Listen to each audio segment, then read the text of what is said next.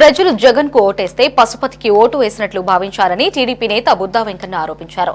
కూటమి ప్రభుత్వాన్ని ఎన్నుకుని ప్రజలు సంతృప్తిగా ఉన్నారని తెలిపారు. జగన్ 5 ఏళ్ల పాలనలో ఒక్క పరిశ్రమ కూడా రాష్ట్రానికి రాలేదని మండిపడ్డారు. జగన్ పై ఉన్నన్ని కేసులు దేశంలో ఏ రాజకీయ నాయకుడిపైనా లేవని ఆరోపించారు. సూపర్ 6 పథకాలను అమలు చేసి తీరుతామని బుద్దా వెంకన్న స్పష్టం చేశారు. 2019లో జగన్మోహన్ రెడ్డికి ఓటేసిన ప్రతి ఒక్కరూ కూడా 2024లో మళ్ళీ జగన్మోహన్ రెడ్డికి ఓటేస్తే పశుపతికి ఓటేసినట్టే అని. పశుపతి అంటే ఎవరే అంటే అరుంధతి సినిమాలో విలన్. పశుపతికి ఓటేసినట్టే అని. ఈ రాష్ట్రాన్ని ముందుకు తీసుకెళ్లాలంటే చంద్రబాబు నాయుడు వల్ల ఇద్దని చంద్రబాబు నాయుడు గారికి పట్టం కట్టారు. జగన్మోహన్ రెడ్డి 8 నెలలకి నిద్రలేసి నిన్న ఇవాళ ప్రెస్ మీట్లు పెట్టాడు. 8 నెలల కాలంలో నిన్నంటాడు కాలరు ఎగరేసే పాలన మాది, కాలరు పట్టుకునే పాలన వాళ్ళది అని ఒక పదం వాడాడు. కరెక్టే. కాలర్ ఎగరేసి రౌడీజం చేసేవాడు కాలర్ ఎగరేసుకొని తిరుగుతాడు. ఆ రౌడీజం చేసి కాలర్ ఎగరేసుకొని తిరిగేవాడిని మేము కాలర్ పట్టుకుంటాం.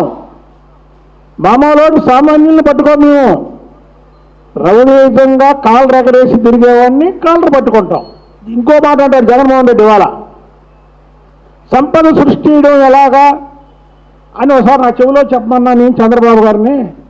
అంటే ఎందుకే సంపద అసలు నిన్ను నమ్మి ఎవరన్నా పరిశ్రమలు వచ్చినాయి ఈ రాష్ట్రానికి? నిన్ను నమ్మి పెట్టుబడిదారులు ఎవరన్నా వచ్చారు ఎక్కడికి? నిన్ను నమ్మి ప్రజలు హాయిగా నిద్రపోయారా 2019 నుంచి 2024 వరకు? ఏ ముఖం పెట్టుకొని ఈరోజు మాట్లాడుతున్నావు? నువ్వు సూపర్ 6 పథకాల గురించి మాట్లాడుతున్నావు. సూపర్ 6 అమలు చేయలేదని. సూపర్ 6 పథకాలు అమలు చేస్తాం.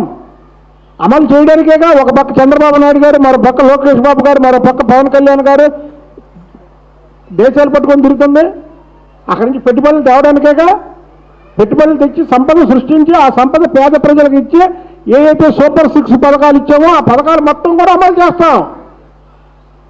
ఈ రాష్ట్రంలో నువ్వేం మిగిల్చావు?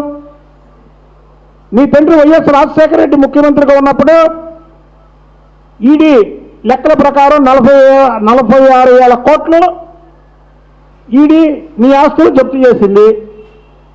అంటే ఆ రోజుల్లో 46,000 కోట్లు అంటే ఈ రోజుకి దాదాపు 2 నుంచి 3 లక్షల కోట్లు వాల్యూ గల ఆస్తులు అవి నేను జప్తు చేసింది. నువ్వు ముఖ్యమంత్రి అయిన తర్వాత మొత్తం మందు దుకాణాల్లో మొత్తం కూడా డబ్బులు నీకు కడితే సాయంత్రం తాడేపల్లి ప్యాలెస్కి వెళ్ళి అక్కడ మొత్తం ఒక 500-600 మందిని అక్కడ పెట్టుకొని డబ్బులు లెక్కేసుకోవడం. ఈ రాష్ట్ర సంపదను మొత్తం నువ్వు దోచేసావు. అలాగే మైనింగ్, ఈ రాష్ట్రంలో ఉన్నటువంటి మైనింగ్ అందరిని పిలిచావు. బిజినెస్ మ్యాన్ సినిమాలో లాగా చెప్పావు ఇవన్నీ నావే, మీరు రావడానికి వీలు లేదని. ఈ రాష్ట్రంలో నువ్వు ఏం మిగిల్చావని మేము పేద ప్రజలకు పంచాలా? పేద ప్రజలు పంచుతాం, సంపద సృష్టిస్తాం. సంపద సృష్టిస్తాడు కాబట్టికే చంద్రబాబు నాయుడు గారి మీద ఎటువంటి కేసులు లేవు. నువ్వు వాళ్ళు పట్టుకొని చంద్రబాబు నాయుడు గారు చీటర్ అంటావా? నీ మీద 12 చీటింగ్ కేసులు ఉన్నాయి.